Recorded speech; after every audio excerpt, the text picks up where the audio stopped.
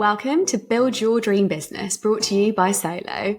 More than just a booking app, we're a community for independent pros in hair, beauty, and wellness. I'm Katrina, here to bring you closer to real stories of success from the industry's finest and share practical advice to help your business flourish. At Solo, we understand the journey of working independently, and our goal is to connect, empower, and inspire you. We're here to make sure that even though you work solo, you're never truly alone. In today's episode, we talk to nail artist James of Nail in the Coffin. We discuss his journey from barbering to nails, inclusivity in the beauty industry, and attracting the right clients. Hi, James. Thank you so much for joining us. Why don't you start off by taking us back to the beginning of your journey? Tell us a bit about how you ended up in the world of nails. So I started doing nails 3-4 years ago. Initially, I wanted to do barbering because I wanted to do something more creative than what I was doing. But I struggled to find anywhere to learn to do that while still working full time. So a friend recommended that I start doing nails, and initially I thought, no, it's not my thing. And then she pushed me some more to do it, and then I thought, I'll make a start. So I did a course and qualified just before lockdown. And yeah, so straight after lockdown, I started taking on clients, and I was lucky enough to be in Scratch magazine, and I think that really helped propel me into the industry. Amazing. What was it about that course that you did that kind of made you actually decide, I do want to do nails, this is what I want to pursue over barbering? I think it's because I spent money on it. So I was money. Once you invest in something. Yeah, and then because initially I thought, how hard can it be to paint a nail? And then when I got into doing it, I was like, oh god, there's a lot to it. And then I was practicing doing each module of the course and stuff, and you were achieving it. I just wanted to complete it, and then I don't know, it just kind of became my life. I mean, you obviously have a real talent for it, especially with your incredible nail art. I think something that really kind of stands out to me in your work is, the authenticity, which I'm sure has played no small part in propelling you to where you are now in what's actually been such a short space of time. It's kind of clear that you don't just do the sort of work that you think you should be doing, but the sort of work that truly showcases your gifts and your talents to the world. Is being authentic something that you kind of had to work on? Because it is one of those things that's actually easier said than done, being your true self, and even the process of finding out who that is. Yeah, because when I first started doing nails, I would do what I thought people would like to see. But then even from, I guess, the work to the pictures, you could kind of tell it was forced and not something that I necessarily wanted to do. I don't know what happened. I think it was just a case of when I went from home, I had a setup at home. I walked in one day and I was I even decorated how I thought places wanted it to be, and I was like, oh, this ain't me. And I just started doing what I wanted to do. That attracted more people that were more like me. And then when I decorated the place how I liked, and then advertised what it looked like, that then attracted a different crowd of people who, I guess, didn't feel comfortable in a traditional salon. Yeah, and it's the whole thing of, showcasing the work that you want to do, as you say, is going to bring the sort of clientele that you want to have and, the sort of people that you want to be working with. So, yeah, there's something huge about, being authentic and then that actually working for you. I know that you used to work in vets prior to taking up nails. What were your kind of fears with, that career change or pursuing a more creative job? I think the biggest fear is money, because when you work for someone else, you know what you're getting paid. You get sick pay, holiday pay, and things like that. I haven't really got to worry about, are you going to make enough this week? And other than that, I guess it was what other people are going to think, in the industry, because most people are nice, but you don't necessarily remember the nice people. So it's the sly comments, it sticks with you, and you think, oh, do I want to do this? But then you just got to ignore it and do what you want, don't you? Absolutely. And again, it goes back to that authenticity, doesn't it? You're pursuing something that you're good at, that you enjoy, that you can bring those talents to the world. But it must be hard sort of blocking out any negativity that does come your way. Did you have any techniques for kind of dealing with that? How did you manage to just get your head down through any negative exterior comments? I just moaned about it with friends, to be honest. Almost the best way. But then, and then like one of my friends, so she's a tattooist. She always said to me, she's like, if they're moaning about you, you're doing something right. Because otherwise, they'll just ignore you and be like, whatever.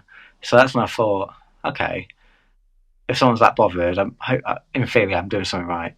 So Absolutely. What would you kind of say to other nail techs that are in that process of, finding out what kind of work they want to do and exploring their style and, being in that friction between doing what they want to do and what they think they have to do?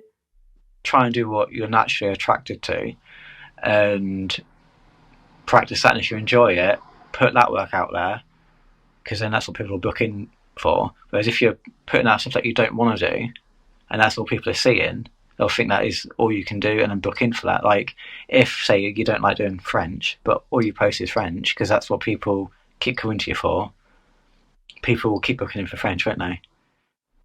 If you want to do really wacky nail, like, you're not posting it, no one knows that you're doing that. Yeah. Build it and they will come, hey? Yeah, yeah. And if you don't know what is your vibe or what you enjoy doing, like, experiment with different things and see what you like. And if you don't like it, don't push it. And on that experimentation, how has your work evolved? Do you think, the work that you were doing back in 2020 is similar to what you're still doing now? Is there anything new that you kind of discovered in that, self exploration? I'd like to think my nails got better. Uh, but when I first started, like I said, I'd done a lot of like nude sets and very plain sets, and I would avoid doing things that I didn't know how to do. Like, I'd avoid things like ombres and stuff like that. Whereas now, I'll just give it a go, and generally, more often than not, it turns out okay. And if it doesn't, it's knowing that how to fix it.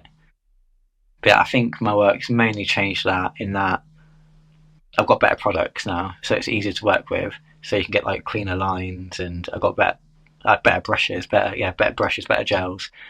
So that all helps, because if you have like poorer quality products, you're going to get a poorer quality result. Yeah. Is that something you kind of wish you invested in from the beginning? Yeah, yeah, because I spent a lot of money on the lower quality stuff, because I thought, oh, I don't want to spend a lot of money in case it's not for me. But then I ended up buying more expensive stuff anyway, so it cost me twice as much. And then as well, I think the only way you're going to get better as well is by doing more and more like education, whether it's like one-to-ones with people, online courses, or even just like with like now like YouTube videos. And if you don't practice, you're never going to get better. Do you set aside a lot of time in your kind of months and weeks for education?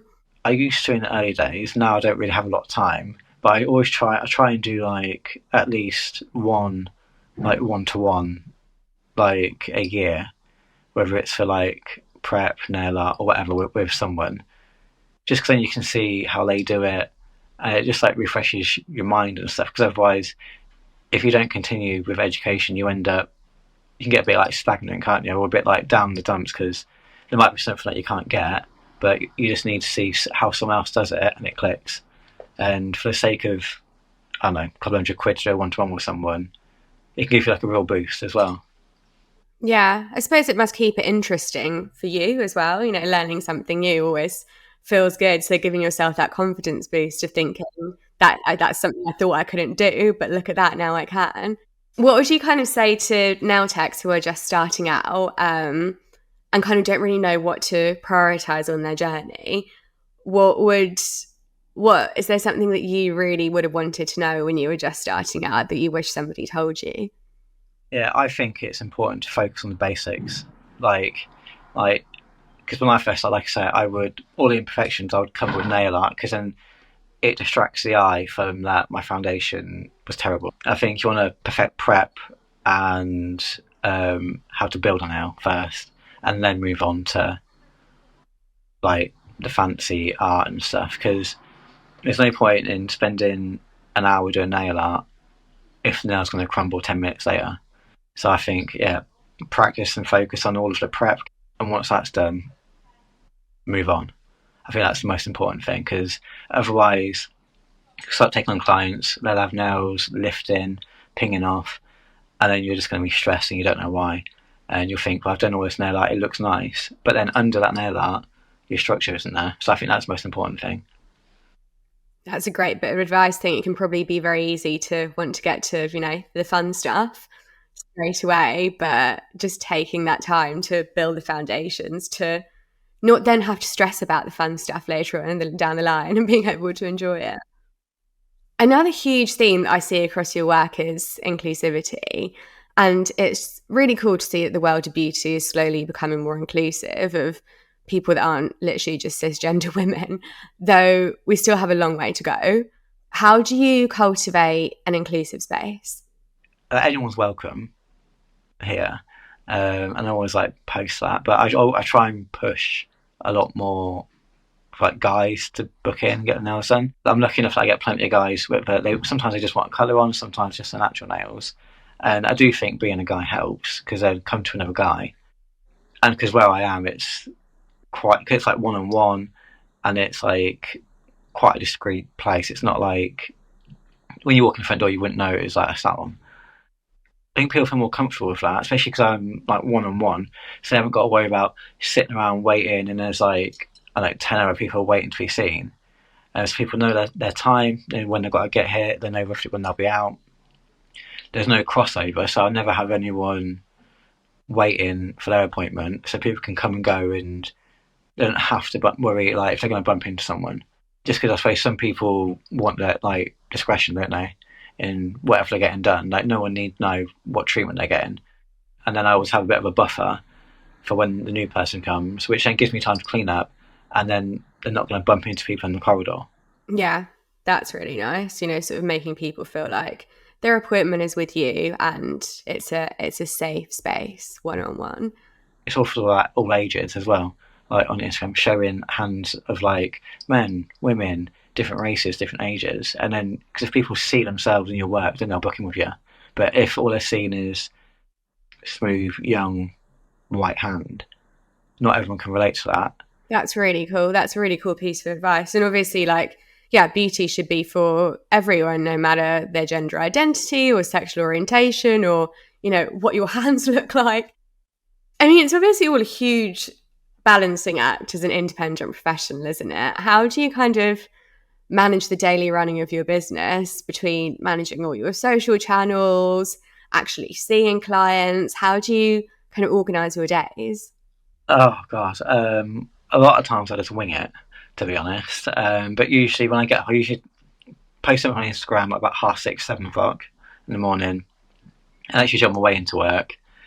I'll then see clients, take pictures, videos throughout the day, and hope some of them look decent on the camera. And then usually in the evening is when I'll like sort out my booking requests and then any like admin for like the day.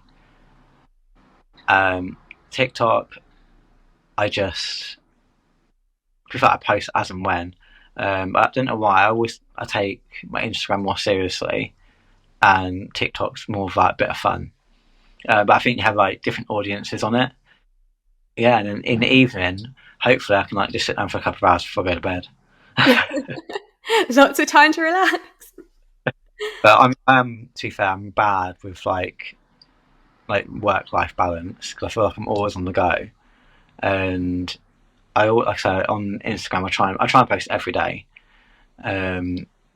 which can get really stressful. But then at the same time, you just remember that it's not the be all and end all.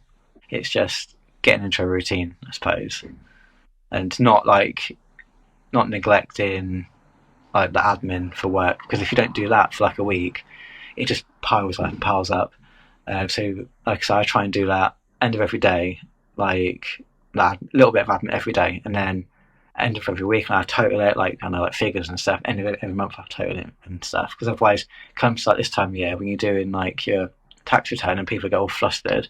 Whereas if you've done it all throughout the year, it takes 10 minutes. But saying that, it's also important to have you time. So like, I don't take a lot of time off, but I try and give myself like Monday is my day. It doesn't always happen, but sometimes you just need, even if it's to do nothing, just like have time for you to chill, because otherwise it then reflects in your work because you get tired and make silly mistakes. There's like a fine line, isn't there, before you get burnt out. And I suppose until you do get burnt out, you don't know where to draw the line. I think like you just got to take it as it comes and just know when to stop. Yeah, yeah, absolutely. And I think, having that routine down that you kind of spoke of, even if it is something as, small sounding as I do my Instagram at 7 in the morning on a Monday, not on a Monday, that's your day off, on just on my way to work, just having, those kind of anchors to your routine must be a huge help, because, that's what you're doing at that time. You're not kind of stressing about the build up of all the work you need to do. On my day off, I still post on my Instagram on my day off. I post throughout the week. It's when I park up the car before I walk into town, get to work. That's when I'll post it. So if I'm not there, I'm like, oh, I forgot, I've got to do this. That's interesting. Yeah, because those are the kind of anchors of habits, aren't they? You parked up the car and you know that you should have done something by then. So, yeah, that's a really, really cool way of thinking about it. Before I parked up the car, after I parked up the car, that's when I do my post. That's Yeah, but really then cool. all my drafts ready for like the week, like ahead. And then each morning I've just got to go into my drafts and post it, and then like just type my little spiel on it. Because then that saves a lot of hassle as well, rather than having to go through all your pictures and be like, oh, what am I going to post today? So I think it's important just to like spend like 10 minutes here and there putting stuff in your drafts ready, because you got stuff like ready to post, I guess. Yeah, no, it sounds like you've got it nailed. It sounds like you've got it nailed far more than you think you do. Just having those habits down. Moments that you're anchoring those habits to, and like most importantly, self care. Because if you're just going 100 miles an hour constantly, then of course that's going to have an effect on you and consequently your work as well. Um, I can see that you've also started offering one-to-one coaching sessions. That must be like a real full circle moment for you. Without like giving away your secrets for free on here, what can budding professionals expect to learn with you? So usually like, I'll cover either like prep, application, or like nail art. So it depends what they want help with. Um, so depending on what they want, it depends on whether they'd want like a full day or just half day. Um, which again I think goes a long way, because some people will make people pay for a whole day for something which doesn't necessarily take a whole day. So I think that helps with people, because if you're going to be honest with them and say you don't need a full day, we can do this in half a day if need be, then there's like that element of trust as well, that you're not just trying to like take the money. Um, but yeah, so it depends what people want. I think mainly it's like prep and application people want help with. Some occasionally people want help with nail art, but it depends, because I don't really like specialize in any specific nail art. Um, Whereas I know other people specialise in like florals and things like that. So people then I guess go straight to them. Whereas mine, I don't even know what I'd call the style nail art I do. I have no idea. Um, I just think it's kind of like got like a tattooy vibe to it, I suppose. But yeah, definitely, I think the main things you'll book in for are prep and application, and then just like take your time going through what they want, and then but it all depends as well on what product they use, on whether or not, again, whether I'm the right person for them or not. Um, but again, they've got to be already be qualified anyway. because I've done my teaching thing, but I haven't wrote my own courses yet to get them accredited, and I don't know if I'm going to, because I do like the idea of just doing one-to-ones, because then people have already got some sort of idea and know what they're doing to an extent. So I'm just to teach them from scratch. So maybe that's something I'll look more into later. But at the moment, I like working with people who already qualified just to help them expand their skill, I guess. Amazing. Yeah, sounds like you got lots on your plate at the moment, from doing what is, I suppose, the day job of doing nails to social media management to coaching. It's a lot. It's you've you've achieved loads in such a short space of time, and it's just super, super inspiring to see. So thank you so much for sharing your story with us. It's been an absolute pleasure, and I think so many takeaways for people from being yourself and authentic to cultivating more inclusive spaces in their salons. So thank you so much for sharing that with us today. Thank you for having me. Follow us on Spotify, Apple Podcasts, or your favourite podcast app. If you like the episode, why not leave a review or share it with a beauty industry friend? And if you're curious about Solo, you can download it for free on the App Store or Google Play and take advantage of our free trial.